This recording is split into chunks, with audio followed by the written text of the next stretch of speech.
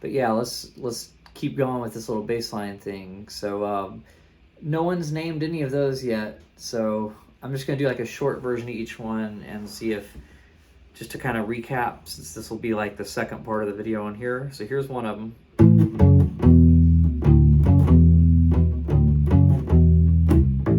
So there's that one. Then there's I did that one. I think I did this one next.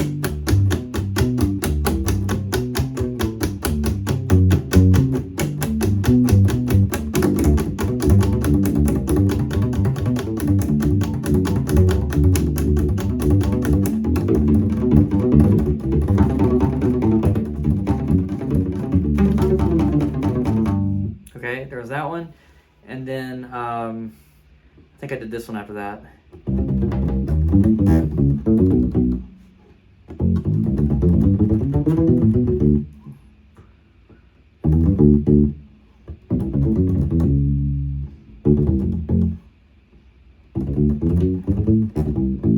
Okay, that's probably far enough on that one. So these are just like songs that bass players should know, or should at least recognize the bass players that played them, or the style or something. So yep. So and these are also songs that I guess impacted my playing a lot. So they were things that I feel like made me a better player, but they were really challenging to do. This one, I'd rather do a different one by this band, but I don't think it's easy on U-bass, so I might just do this one.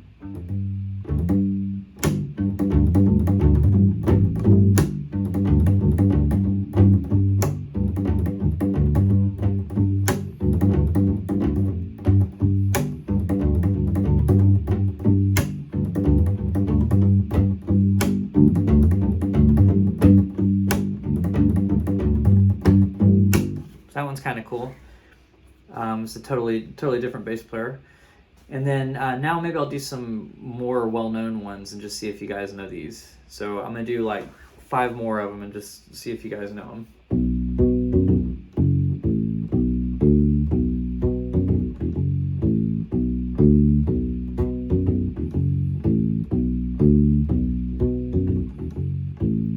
And yeah, I just looped that part instead of doing the rest of it. Oops, but you get the idea. So that one's a well-known one as well. What about this one? Easiest one on the list.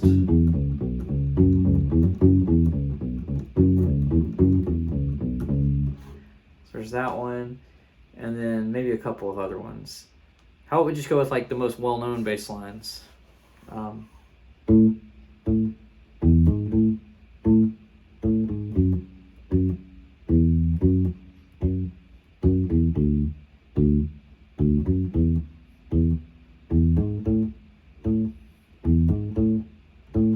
So there's one, and then here's another one.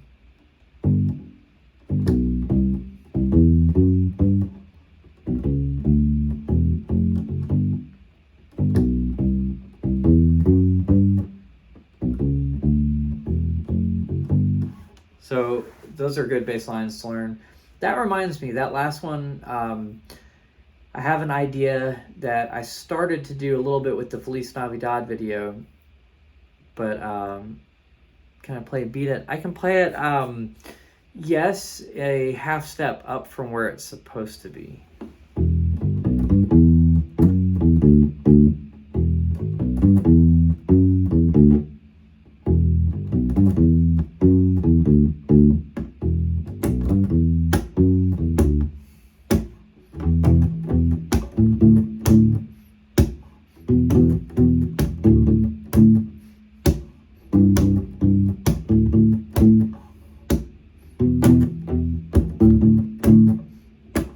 Short version.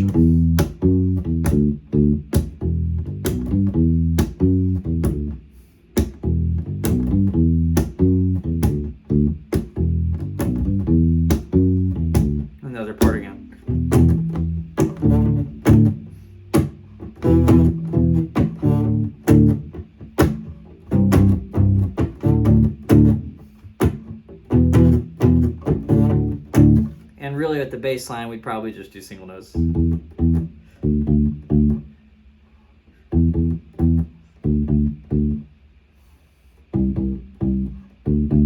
So it's a lot easier to play in real life. Yeah.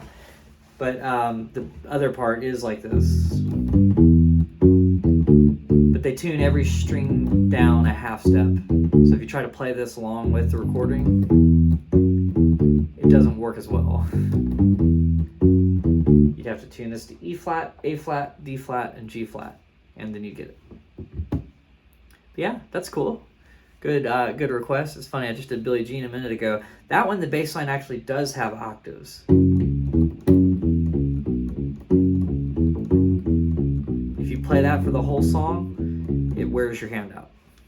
But that's a whole other story. Okay, so then there's that. But I was thinking about making a series that is like, a lot of times when ukulele groups play these songs, which maybe they don't play Beat It, I'm not sure if they do that one very often, but songs like Stand By Me, they don't usually do them in the original key. They do a lot of songs in the key of C. So I was thinking about doing a series where I pick songs that ukulele groups do and try to do it in the key that they're most likely to do it in.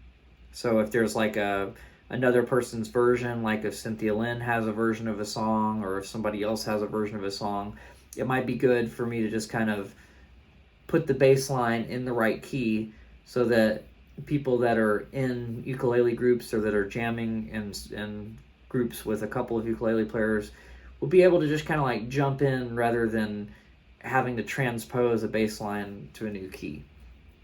So hopefully that'll happen. I might do them as short videos instead of full-length videos. We'll see on that. But I think that might be good. So an example is Cynthia Lynn had a version of Brown Eyed Girl that was in C instead of in G.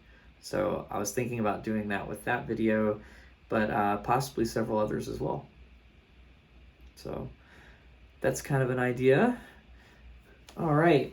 So does anybody else have any other requests, or were you here to catch the songs where I was trying to see if you guys knew them? If not, you can play it back on the replay. I'm gonna post a replay. Essentially, I'm gonna put this one up, and whatever it looks like is what it'll look like. I know sometimes the video quality and audio quality is a little bit off, and then I'm also recording it with my phone so that I can post that later. The angle will be different, and it'll look like I'm looking up here a lot, but it'll look like I'm looking over, but it will have better audio, hopefully. So that's my plan, is to post those as full-length videos, and it'll be in 2 parts instead of 1. So that's the idea.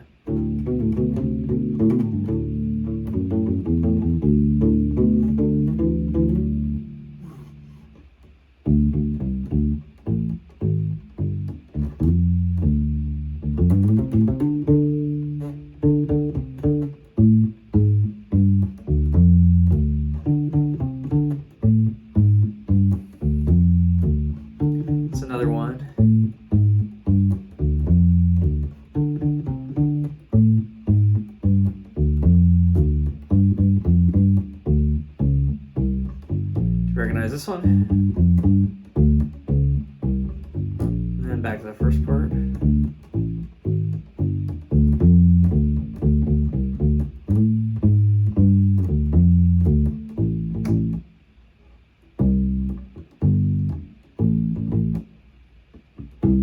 So hopefully that's another one I'll recognize.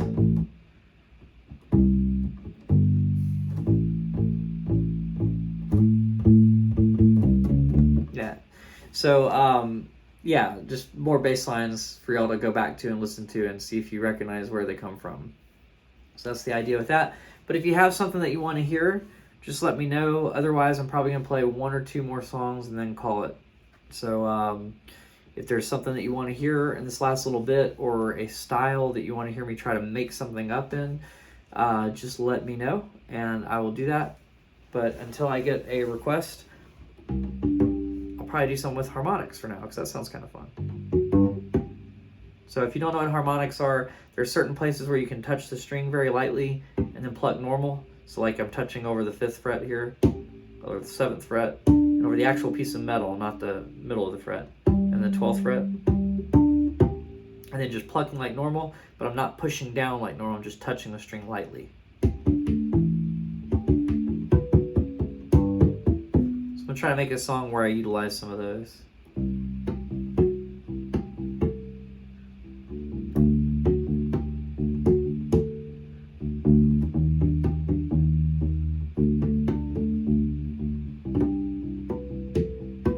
This is not the best bass for it though.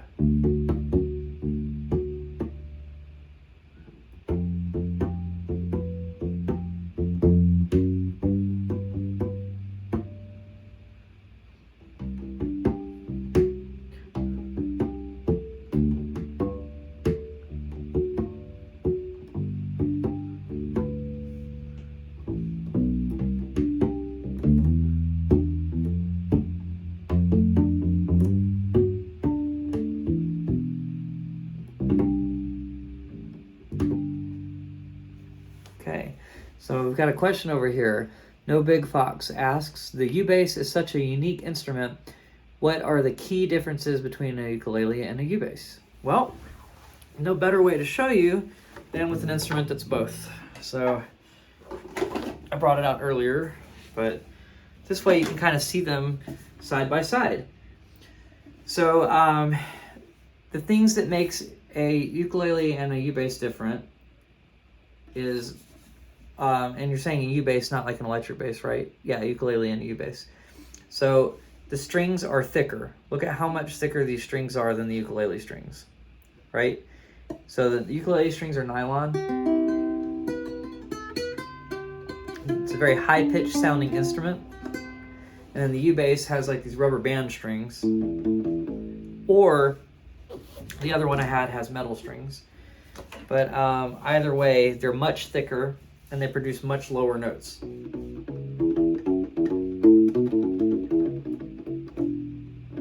So they're much lower pitched notes.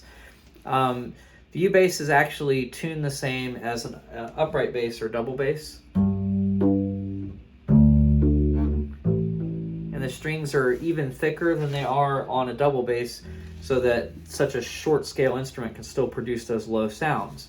So because of that, they're not very loud unless you plug them in.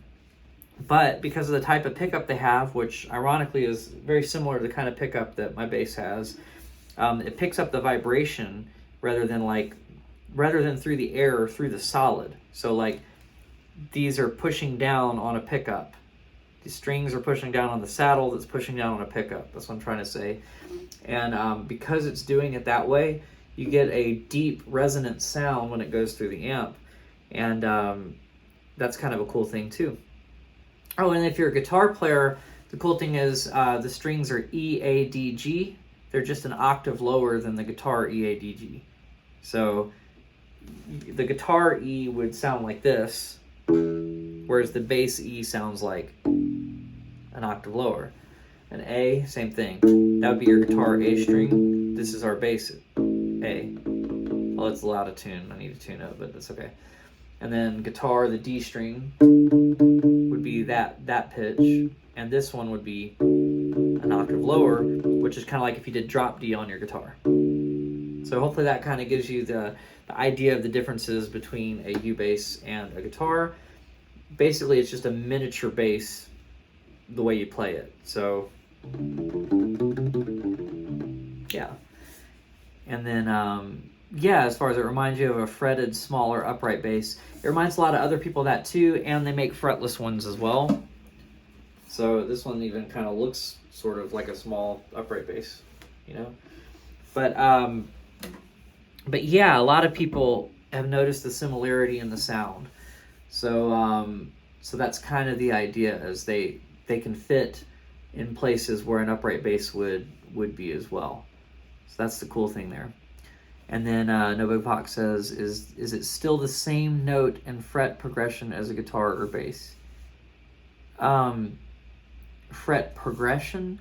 If you mean, yeah, 1 is F, 3 is G. Yeah, exactly. It is the same. So this is the same. This first fret on the E string is still the F that you'd have on a bass an octave lower than the F you'd have on the guitar. Then you have F sharp, G, G sharp, A. Yeah, and so it's tuned, in the same way. You have all the notes up until a certain point. You just run out of frets before you would on a guitar and on a bass. So a normal guitar and bass have somewhere around 20 frets, between like 19 and 24 frets. Well, this instrument, 12, 13, 14, 15, 16, only has 16 frets. And the ukulele, I don't think is any more. Let's see, 5, 7, 9, 10, 11, 12, 13, 14, 15, 16. Yeah, 16 frets as well. And I think that's a tenor uke that has 16. Soprano ukes only have 12.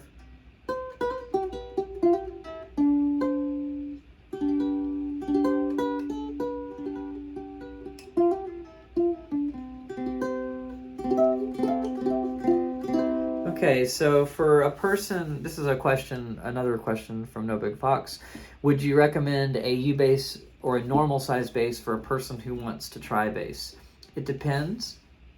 So there are a lot of people that are getting into bass much older, and maybe they have some like carpal tunnel issues and some other things, and maybe playing a full scale bass guitar would be too much for their hands or wrists to take.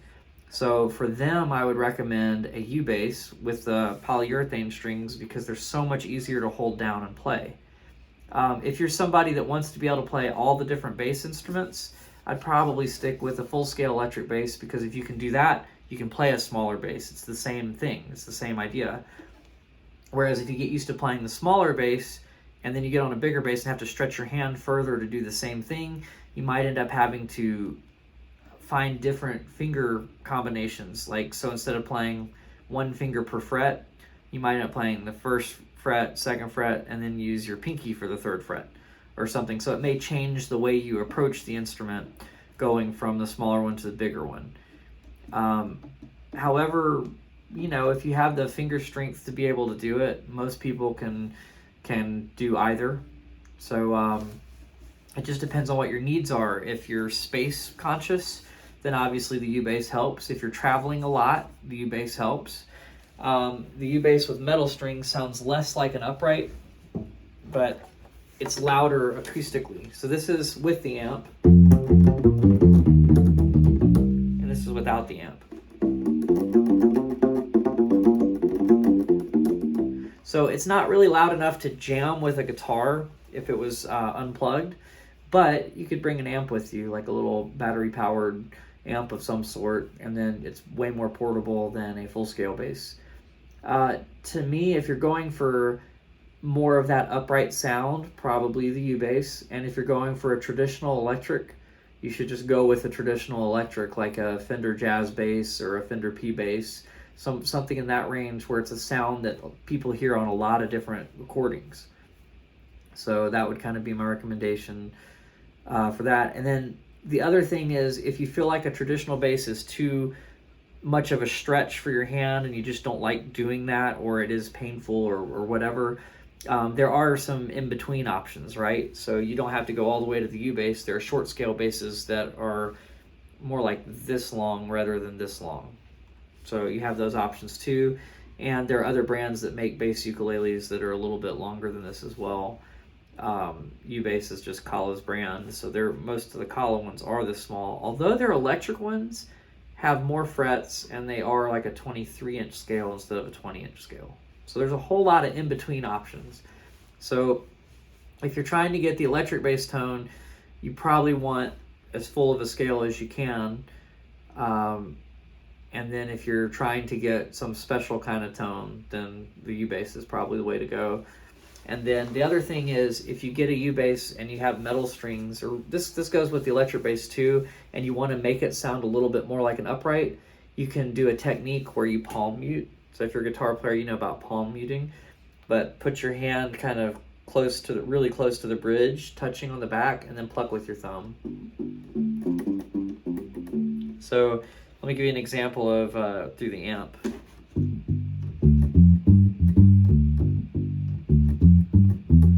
Versus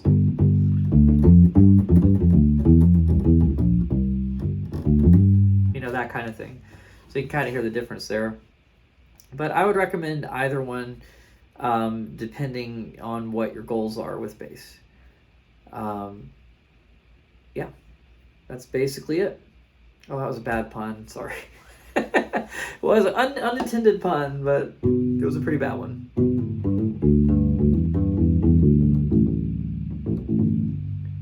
Now we're gonna go with. I'm gonna play an original that that I wrote. It sounds a lot like the one that I started the thing with, but it's a different song. This one's. I usually improvise the middle section, so we'll see kind of what happens there. But it's called Going Camping. So I'm gonna finish the live stream up on this one. Primarily fingerstyle guitars. A few times I've played bass, I've enjoyed. Yeah, one thing about the U-bass also, just to mention, that's kind of hard to get used to, is that those polyurethane strings really do feel like giant rubber bands. So they're not like nylon strings, they're like rubber bands. So getting used to that lower tension is kind of different. All right, well, thank you guys all for watching. I'm gonna play one more song and then sign out after that, I think.